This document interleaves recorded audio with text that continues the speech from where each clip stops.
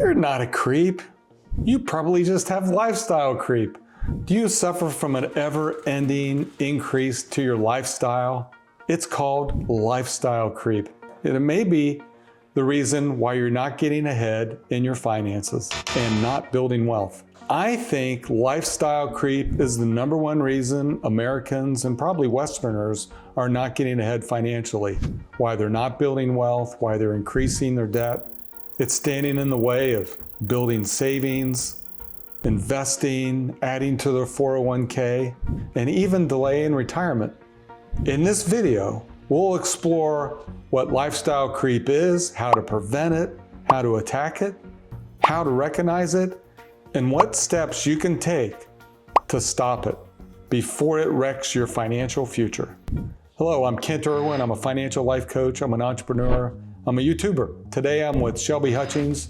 She's a creative talent. She's an entrepreneur, and she's a mom. Today we're diving into a subject that hits close to home for many people, lifestyle creep, and how it might be killing your financial future.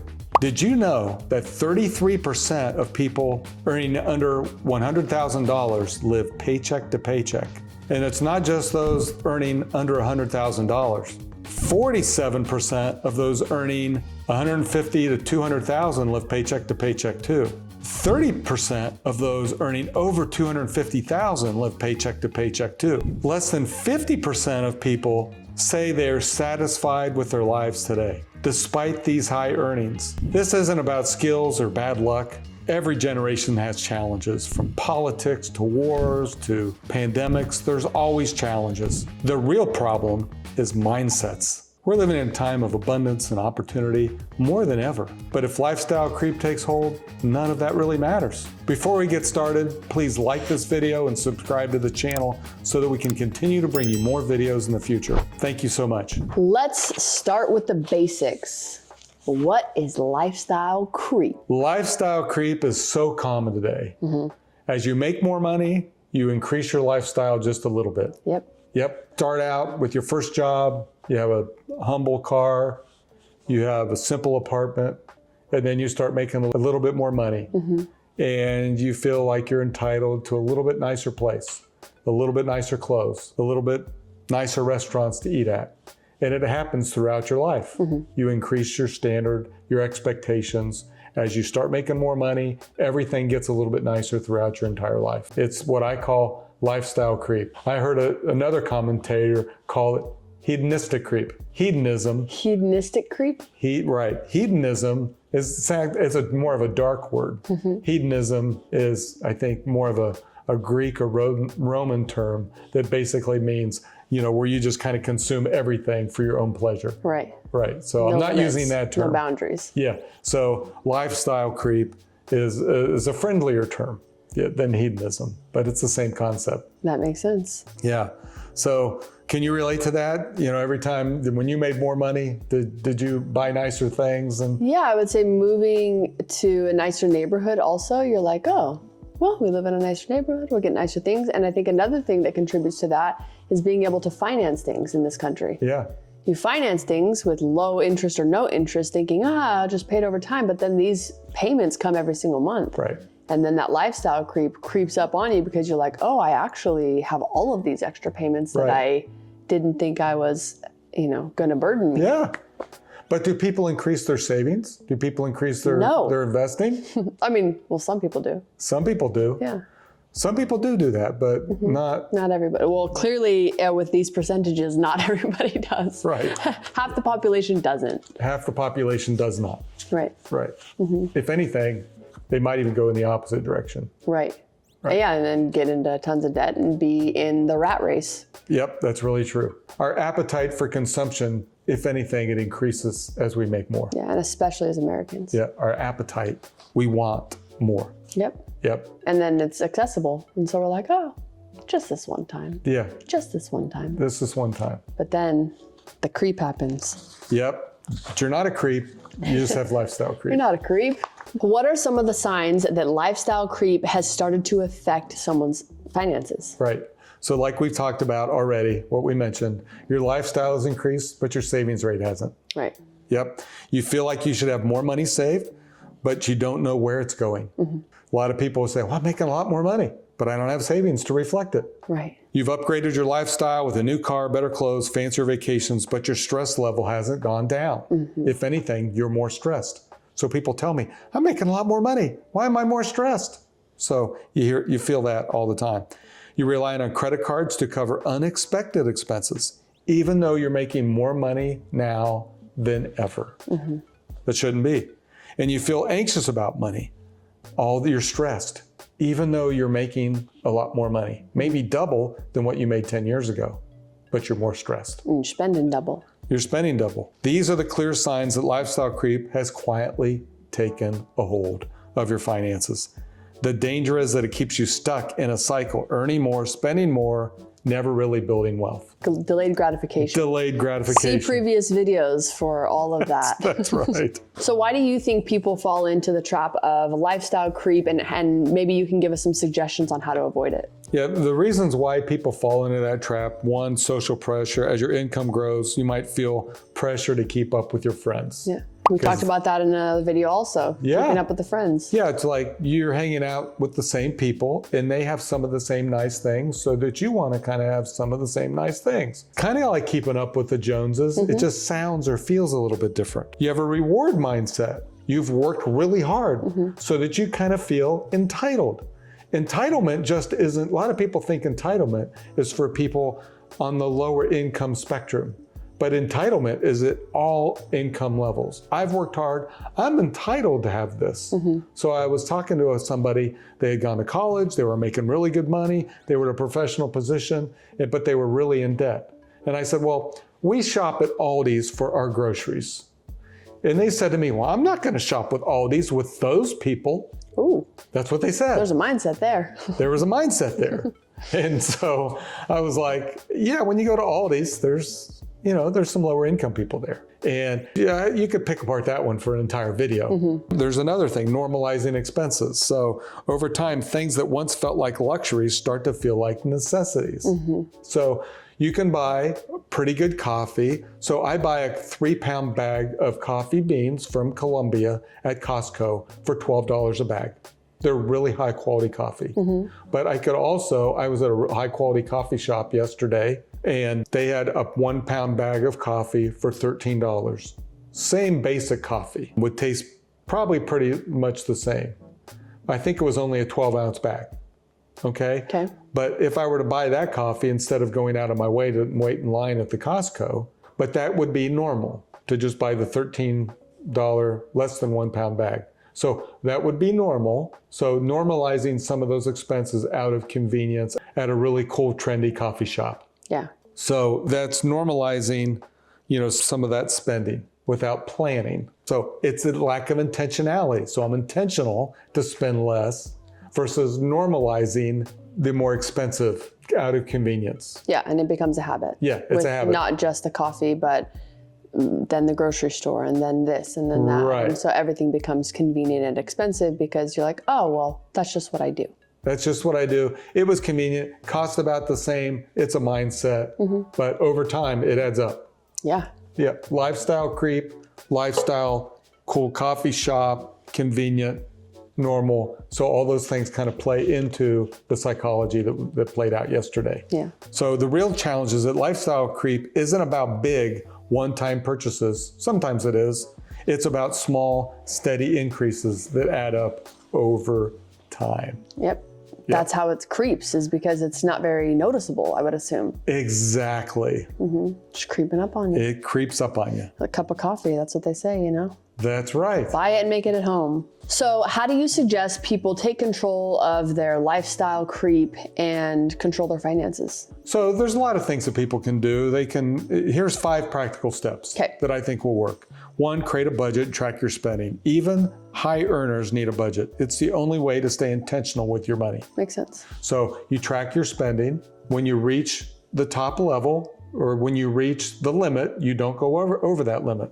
So you track it. So are you saying that I need to track how much money I spend at the coffee shop? Well, yeah, track it, and you know what your spending limit is. So one way to track your coffee shop spending is maybe if Starbucks is your place, then put $50 on your Starbucks card each month. Oh, and when you run out, that's it. Yeah, and you can see your running balance on your phone. So on your way to work, if you see that it's running low, then don't go there. Make it at home. Make it a weekly treat as opposed to a daily expense. Yes. So one guy I was counseling, I didn't get into that with him. We just made it aware of his expense. He set up goals of what he wanted to save. He said, I'm not cutting back on my Starbucks. That's my treat. Yeah. I said, okay, that's the deal. And when I went back to him a month later, he changed it all on his own.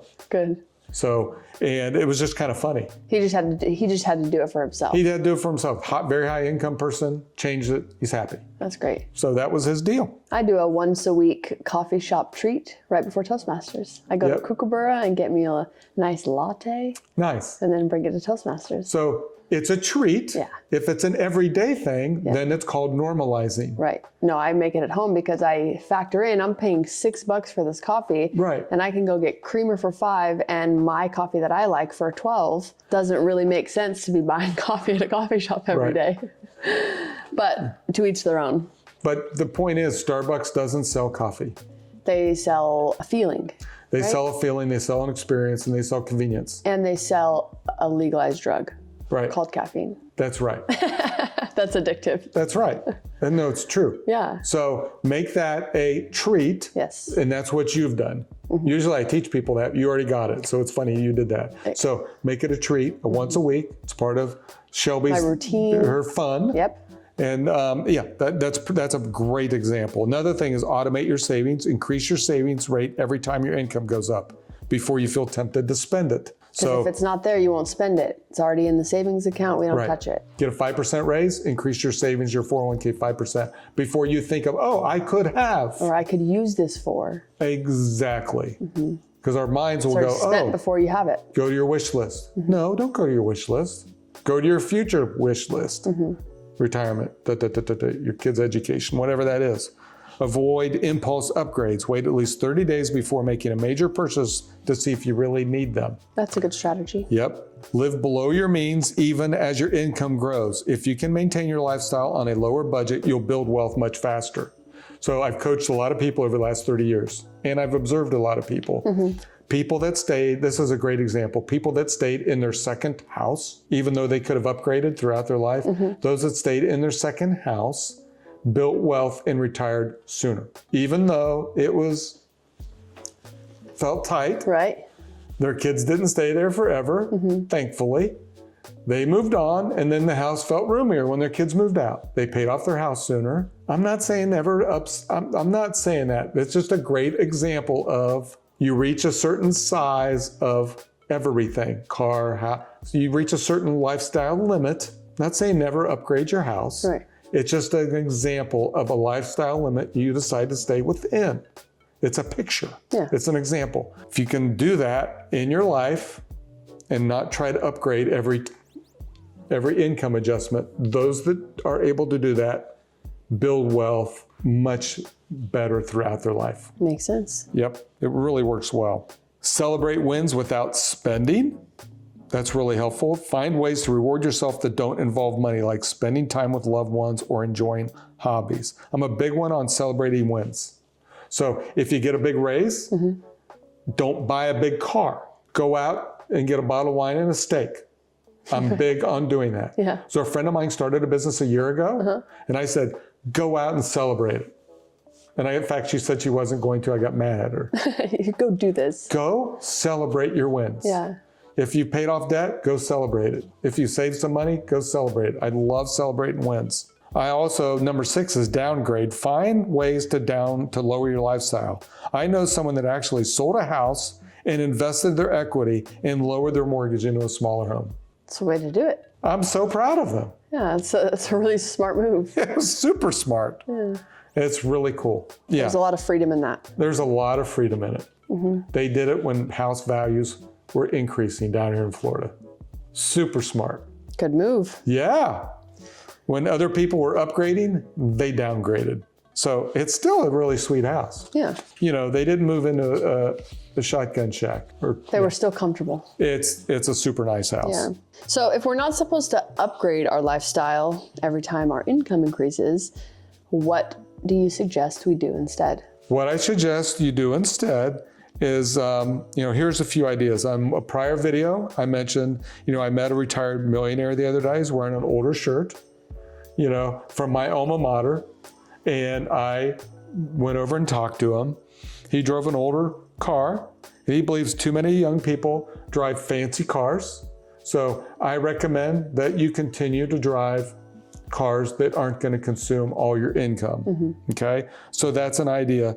Build a lifestyle that supports wealth. Don't continue to pour money in things that depreciate in value. Okay? So that can be smart.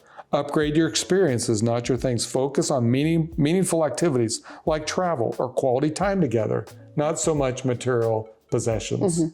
So that can be good.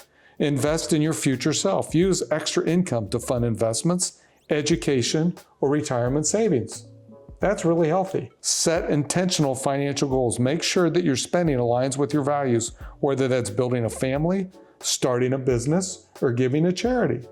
Those are healthy things to do. Create a margin of financial savings. Living below your means gives you peace of mind and freedom to pursue what matters most.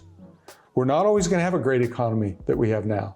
Someday we're going to go through a really bad time. I mean, our debt is increasing at crazy rates, and we're going to go through bad times of unemployment. People are going to lose their homes. We're going to go through a difficult time. The world is shifting. The world is shifting. We don't know what that's going to be like. Right. And I'm not a doom and gloomer. But Be prepared. Be prepared. So create margin. It's always good to save money. So why do you think it's important to address lifestyle creep sooner than later? Because lifestyle creep robs you of your future. Right. Okay? And then you have to figure out how to go back. Right. The lifestyle creep delays your retirement, increases debt and financial stress. One thing that it does, the more things that we own, the more the things that we own us. Yes. Why is that? Because we have to maintain them. Exactly. Right? So it takes up space in our life to have to pay for those things or take care of those things instead of having the freedom to be able to do the other stuff. Yep. And I'm assuming also that with that lifestyle creep also goes into conflict within the marriage because there is stress. Yeah. Because you don't have the space and the freedom with your finances. That's true. So the lifestyle creep can also create problems in your marriage. See previous video on that stuff. It all ties together. It does. Everything that we own requires time to acquire, time and money to maintain, time and money to dispose. Right. Everything comes with an owner's manual. There's space, it occupies our homes. So consider all those things. Right. Yeah. I like that you said enhance your experiences, not necessarily the material things. Yep. Because then you don't have to maintain those things. You can experience it and be enriched in different ways. That's right. It robs us of our future. So all those things that require time and money and effort are things in our future. So when we make decisions on things, we're making decisions into our future. We're committing our future. Yeah, the choices we make today are what shape our future. That's right. As usual, this has been super helpful, Kent. Do you have any last advice for people who are dealing with lifestyle creep or can kind of see it happening to them? Yep. Just because you can doesn't mean you have to. Just resist the urge. Just plant that in your seed. Yep. Are we doing this just because we can? Is that ask yourself that question. Yeah. If you can, if you're doing it just because you can, what's the key reason? Ask yourself. And then just say, no. Have some intention. Have some intention. What's the motivation behind it? And then hesitate. Make the decision no a lot. Sometimes we're just doing it because we can. Yeah. Is this going to add to my life or is this going to add stress to my life? Is it going to add stress? Just say no a lot more. Learn to just say no. And people can feel that, whether it's going to add stress or not. Right. You're in control. And you get to make the choices in your life. You get to make the choice. Sometimes when we say yes, we're just saying yes to all the messages and all the media and all the marketing that's coming at us. Yep. Just saying no, you're just saying no to all the messaging that's being thrown at us on our phones and on Amazon and everything else that's telling us you can have everything now. Straight up. Straight up. Just remember, wealth is built by living below your means. That's how you get ahead. That's how you get ahead. No matter how much you earn, it's living below your means. That's how people build wealth. All right, thank you guys so much for watching this video. Be sure to like and subscribe and share it with someone who you think may benefit from this message. That's right. Thank you so much. Have a great day.